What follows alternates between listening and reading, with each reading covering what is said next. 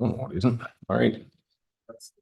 I'd like to thank you for attending the Committee of Adjustment meeting, and I'd like to remind everyone as we get underway that this meeting is in person and online through Zoom and is being recorded. Everyone online will be muted with the exception of the committee members and staff. All comments or questions are to be directed through the chair from committee members, staff, and the public. I'd like to remind committee members that you must speak into the microphone so everyone online and in person can hear you. For those attendees that are online, your video picture will not be displayed. You will be muted and will not be able to unmute yourself during the application that you have not requested to attend unless you raise your hand. At the beginning of each application, I will call the application forward. The owner or applicant in attendance may come to the table to your right to speak to the committee. This microphone is live and you must speak into the microphone. If the owner or applicant is online, you will be unmuted. The committee will ask for comments from the public during each application. Please provide your name and address for the public record. All comments, questions should be directed to the chair and only speak when it is your turn. If you're in person and would like to speak to an application one at a time, you may approach the podium and speak. This microphone will be live. If you're on the video portion of the Zoom meeting and you would like to speak and have your microphone muted, please click on the raise hand button located in the bottom of your screen. Staff will notify me that you wish to speak, and if you're attending by telephone and wish to speak, please dial *9 to raise your hand, which will signal staff that you wish to speak. Once a decision has been made concerning your application, you're welcome to leave the hearing while the committee continues with the next application. Members in attendance today are Bruce Craig, Catherine Graham, Paul Veenstra, Todd Robertson, and myself, Jim Keogh. Our staff in attendance are Senior Planner Lindsay Lambert, Planner Kyle Peel will be on the computer, and Secretary Treasurer Amanda Warner McKellar. And the first item on the agenda today is the adoption of the agenda. Any committee members have any changes they wish to make? None here. No. No. No, sir.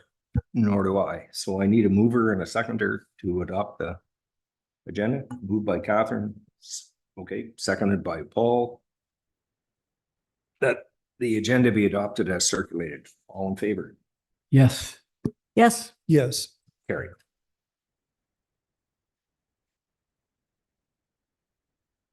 Second on the agenda is the adoption of the minutes from our August 27th meeting.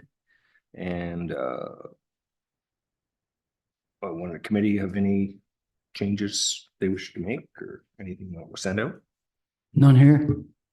Nope. No. All good. No, I was good too, so all in favor? Oh, I need a mover and a seconder. Yeah. Moved by Todd, seconded by Bruce. That the minutes of the August 27th, 24 hearing of the Committee of Adjustment be adopted as circulated. Carried. Okay, all have to vote again. All in favor? Yes. Yes. Yes. Yes. And I'm a yes, carried. So is there anyone on the committee with a declaration of pecuniary interest and the general nature of it? None here. I have none. Nope. I have none. Nor do I. So the first application today is D13-2024-04269 Benson Road. Oh, Amanda.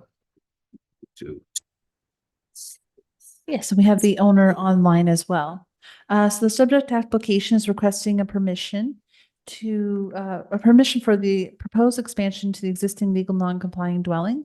The existing dwelling is proposed to be removed down to the foundation and reconstructed with a two-story addition on the west side.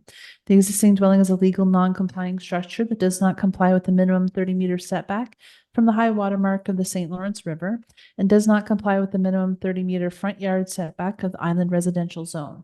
The two-story addition is proposed to have a ground floor area of 50.9 square meters and a gross floor area of 94.3 square meters. Okay, thanks. Lindsay, would you like to give us your report and the recommendation, please? Thank you, Chair, and through you. So this application was previously discussed at the August 27th meeting. And so just to recap staff's review and recommendation on this file, The permission application for the property at 69 Benson Road entails the proposed reconstruction of the existing legal non-complying dwelling with a proposed expansion through a two-story addition on the west side. Of note, the proposal complies with the minimum interior side yard setback, maximum lot coverage for the property, and the maximum height provisions of the island residential zone. Through our review of the application, it was found to meet the tests of land use compatibility identified in the township official plan. To date, no comments have been received from members of the public. The CRCA has reviewed the application and has noted no concerns from a perspective of natural hazards review. And in summary, staff recommend approval of the application in accordance with the details and conditions that we've enclosed with the staff report. Thank you. Thanks, Lindsay. Amanda, is there any other public comments? We had just received the Conservation Authority comments from the previous hearing with no objections, and no further written public comments have been received. Thanks, Amanda. Is there anyone in attendance in the audience or virtually that wishes to speak to this application? We have no one in the audience and no one online looking to speak to the application. Thanks, Amanda. Committee, start with Bruce. Any questions or concerns? I have no questions or concerns at this time. I have no questions or concerns. On visiting the property for the second time, I did note that it was staked and it was very clear exactly where things were going to happen, which was exactly the intent of having it staked. So good job. And the reason for deferring? Yep, no concerns. None here. No. None, nor do I. So. What are you here to speak to it, I guess? That. Why have no, we really don't have any questions for the owner, so we need a mover and a seconder to move this along. Moved by Todd, seconded by Catherine.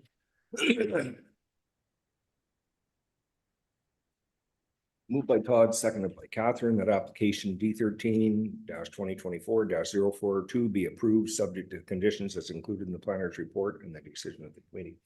All in favor? Yes. Yes, Yes, Yes. And I am also carried. Okay, the next application is D13-2024-044-257 Ivy Lee Road. So Amanda, would you like to give us your take on this?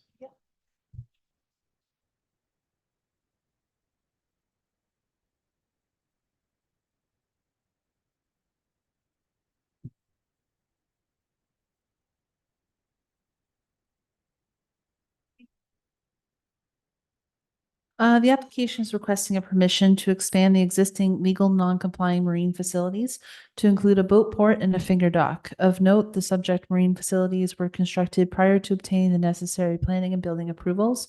Both the boat port and the finger dock require planning and CRCA approvals. And Philip Osterhout is online if you'd like to speak to him. Okay, Kyle, yep, Kyle, do you want to give us your summary on this and recommendation for the record, please? Yeah, thank you, Chair, and through you. Just to confirm, you can hear me? Oh, yeah, that's fine. Perfect, Good. perfect. Okay. So as noted by Amanda, this application is seeking permission to permit marine facilities which were constructed prior to the applicable permits and approvals being issued. So the previously existing development was comprised of a larger L-shaped dock, and that structure was replaced by a boat port and finger dock. Once staff were made aware of the subject development, we worked with the applicant to better understand the complete scope of the work which had been completed and to bring forward a planning application. Based on our review of the supporting information provided by the applicant, it was determined that the previously existing marine facilities were non-compliant with the provisions for area, perimeter, shoreline occupation, and side yard setback. The proposed development further exceeds the area and perimeter, while the shoreline occupation remains unchanged and the side yard setback is coming into greater compliance with the zoning bylaw. Of note, we did receive a comment requesting clarification regarding whether anything is proposed to change, and we would confirm that today's approval is for the existing development. No further development is proposed. Further, as this is existing development, we are not anticipating any further adverse impacts as a result of the approval of this proposed development. It is in proportion to the existing property, and it is in keeping with the pattern of prevailing development. For example, based on a review of our aerial imagery, the neighboring property to the west at 251 Ivy Lee features a boathouse and a dock, totaling approximately 143 square meters in area. Further, the neighboring property to the east at 259 Ivy Lee appears to feature a boat port and 2 finger docks, totaling approximately 186 square meters of marine facilities. As such, the request to expand the size of the marine facilities to 156 square meters is in proportion to the surrounding development and is in keeping with the prevailing pattern. In conclusion, staff have found this application to be consistent with the applicable policies and regulations of the land use planning documents of the township, and the Conservation Authority have submitted comments noting no concerns.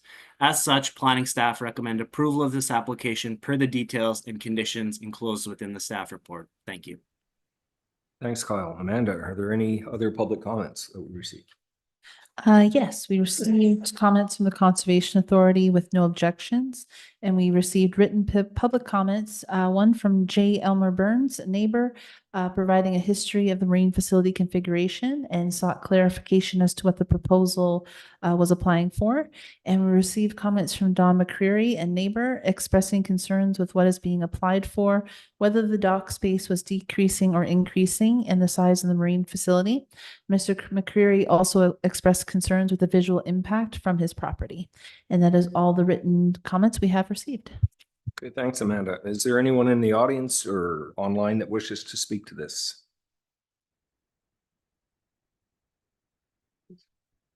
We have no one online and no one in the audience looking to speak to the application. Okay, committee members, any question for the applicant? Start, Bruce. I have no questions, just a comment. One of the neighbors wrote that they were concerned about losing a view. And a lot of us have views that, we would not like to lose, but unfortunately, the Provincial Planning Act states that we cannot take the loss of view into consideration when we are making a decision. So I just wanted to state that. Thank you. No, thanks, Bruce. Catherine. I have no questions or concerns. Paul. Yeah, no concerns. I would just echo what Bruce has stated. I actually went back and took a second look after reading the concerns about the view, and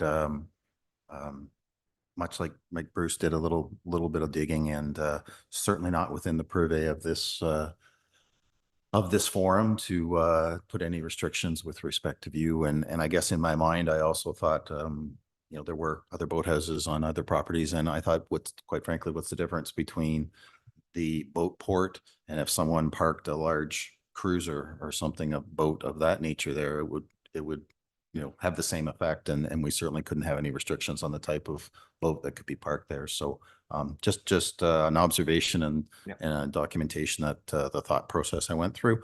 So I have no questions or concerns.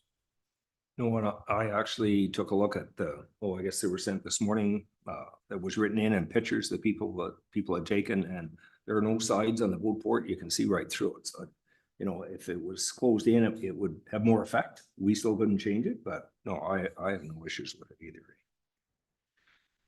So we need a motion. And we're in a second. Catherine? I'll second. Seconded by Bruce. Moved by Catherine, seconded by Bruce, that application D13-2024-044 be approved subject to conditions as included in the planner's report and the decision of the committee. We're ready to vote. Yes. Yes. Yes. Yes. And I'm also carried.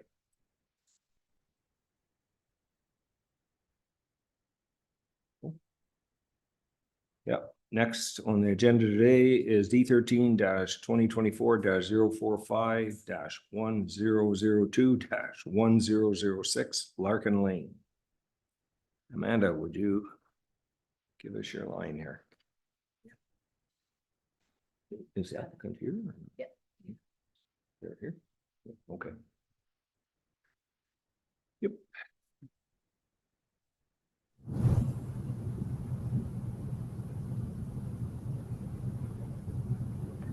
Okay, the application is requesting permission. Oh, if Mark, if you could turn your, there we go, thank you. The application is requesting permission to expand an existing legal non-complying dwelling and accessory structure. The existing dwelling and accessory structure are proposed to be demolished and replaced with a dwelling and accessory structure of a larger size, footprint, and height. The proposed dwelling includes both covered and uncovered decking. The existing dwelling and accessory structure are legal non-complying with respect to their setback from Charleston Lake. Further, this application is seeking a variance to allow reduction in setback for the dwelling from a private right-of-way located on the property. Of note, a legal process to consolidate 1002 and 1006 Larkin Lane into one parcel has recently been completed.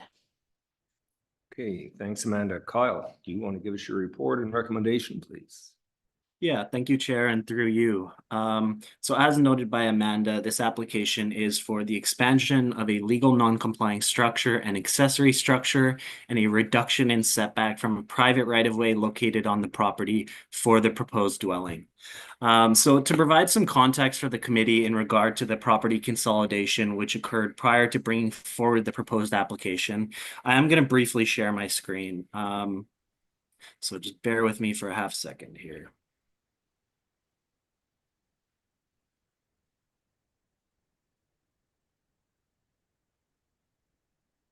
All right. So just to confirm, everyone can see the screen? Yes. Perfect. Okay. So to confirm, these were the two previously existing properties, 1002 and 1006 Larkin Lane. Just recently, there was a legal process completed which consolidated these two properties.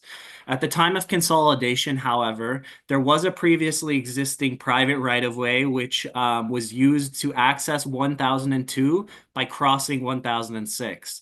At the time of consolidation, that right-of-way was not decommissioned, therefore it does still exist legally, and therefore it does still exist a variance, despite it essentially serving no realistic function at this stage, because the property can entirely be accessed from Larkin Lane.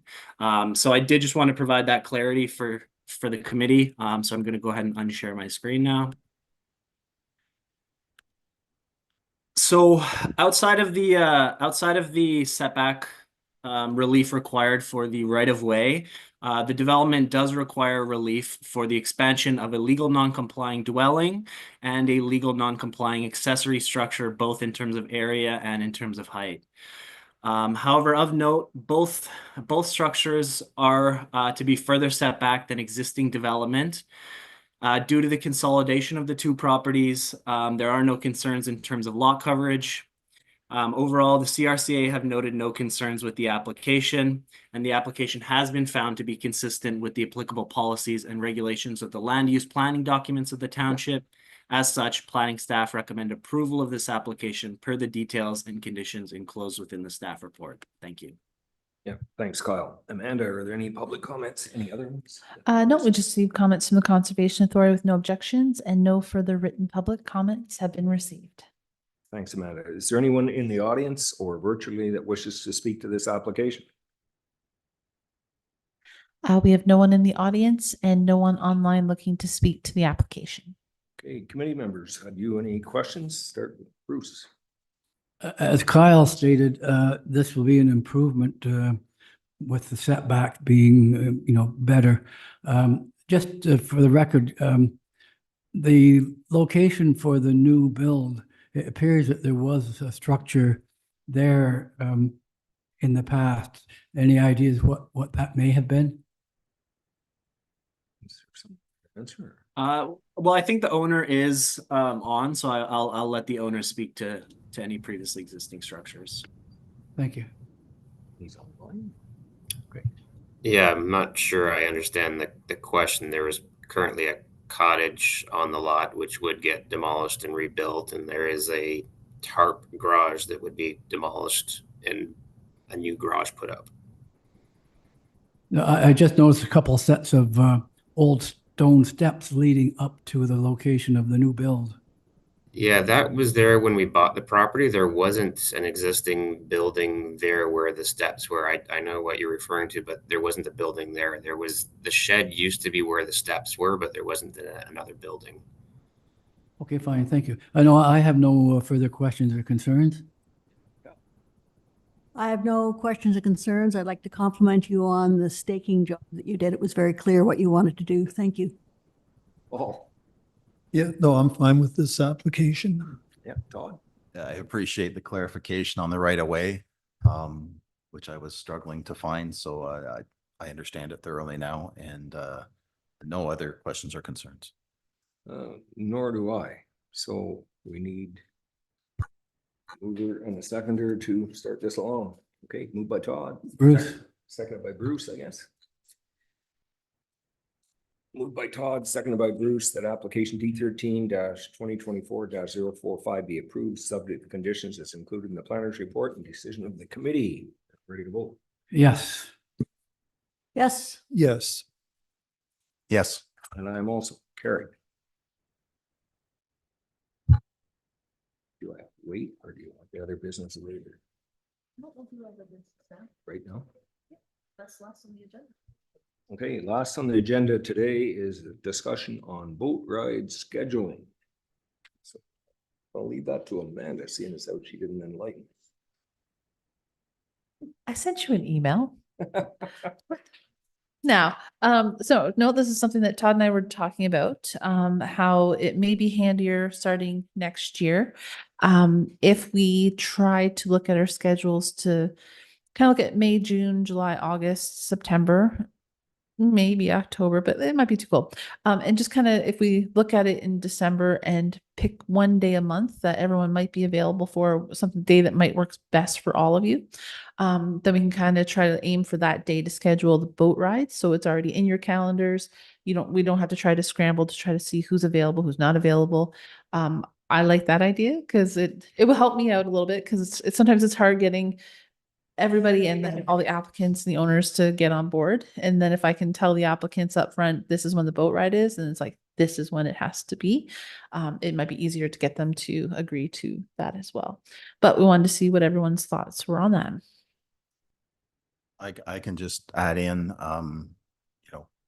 that scheduling for me personally would, knowing that far in advance, and if it was with any sort of frequency, like if we're meeting the last Tuesday of every month, if we schedule it the week before on the, whatever day, Tuesday, Monday, whatever works better. We may need 2 days if we're going to 2 different lakes or something like that. But again, I think from if I put my mind in that of an applicant, if I knew at the very start of the process, these were the days I had to make sure that, and that way, as Amanda put so nicely, we're not jumping through hoops to try and meet their needs per se. The onus then goes back on the applicant to ensure that they meet the process that's in place. So those are just my comments, but obviously put it forth to the rest of you for your thoughts. Paul? my schedule's quite flexible. I like the mornings, of course. Like if these meetings would be in the morning, especially in the summertime, it would be preferable to myself as well, but When I started, it was at supper time. I maybe up to 3, and then I said, no, that's the middle of 1. You've done well. anyways, the earlier, the better, but I am flexible, so. yeah, I'm flexible. I mean, it's worth a try. There are always going to be exceptions to the rule. We just have to sort of roll with that. And I think the most rides we had this summer we had 3 one month, I think. So that could be a little bit of a challenge, but I'm willing to give it a shot, no problem. And it's usually just either the river and most of the time Charles, as a whole. Bruce? Well, I don't know sometimes what I'm doing tomorrow, so to think that I might know what I'm going to be doing, a year from now, on a certain day. But as Catherine and others have stated, I'm very flexible, so I don't know how this is gonna work, but we'll give it a try. Sorry, I can't be more vague. I guess to be more, we would have to factor in the fact that some people go away during the summer for periods of time. So that's going to be another variable, but it's just something to throw into the pot. I'm going to make a suggestion then. It's the last Tuesday of every month we have the meeting. We could aim for the second last Monday and Tuesday, but then they all should be in, right? And it would be going to look at it fairly close to meetings. You're not scratching your head to say, what the hell did I see? You know, like, I mean, it would be a week before the meeting if it's just a thought. Yeah. Well, if not, we don't need to go for a boat ride. We've already kind of established that. Yeah, and so generally our notices are always out by about the 5th or 6th of the month normally. And so usually like when I look at booking you boat rides, usually it's the 3rd week of the month. And then that way the following Tuesday is when reports are due, and then we get them out to you for the Thursday. So what I can do if you're agreeable is I'll sit down with our staff. We'll come up with kind of like a schedule that may work, and then I'll email it over to you, and then we can like ratify it either in October or November when we're at that point. And further to what some have mentioned, the staking, I'm wondering, Amanda, if on the applications that go to the applicant,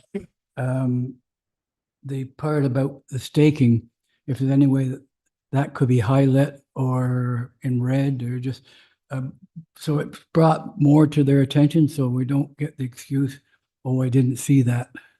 Yep. I can look at that. We're actually looking at making some changes to our application anyway.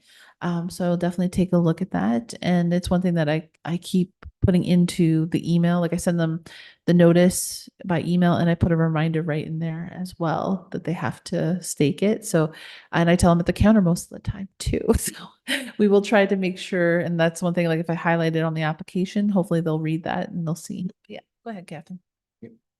Just to sort of reinforce all that, it could be feasible to say applications that are not suitably staked will not be considered.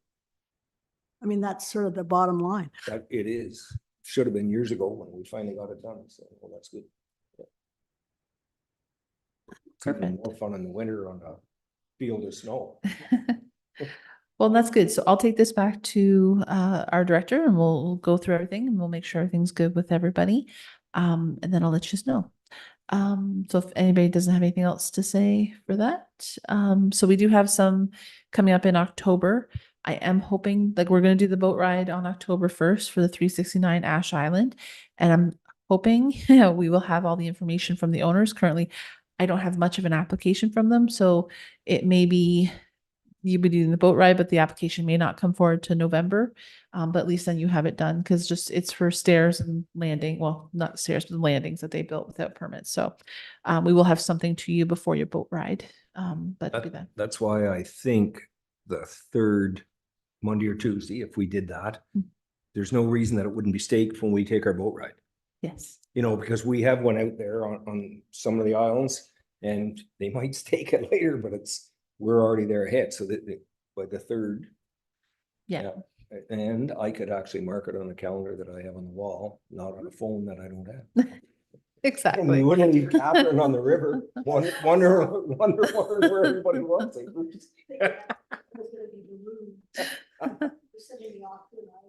Mhm. Yeah, there you go. Yeah, so try not to have that happen again. Perfect. So we will definitely have some applications for October, and that's on the 29th. And we'll hopefully get those out to you at the beginning of October. So Okay. That being said, we need mover or seconder to adjourn. Moved by Catherine, seconded by somebody, Paul, that we adjourn. Meet again at the call of Amanda. All in favor? Yes. Yes. Yes. Yes, sir. And I am also carried. There we go. Wasn't that Thanks, easy? Pat. That was easy.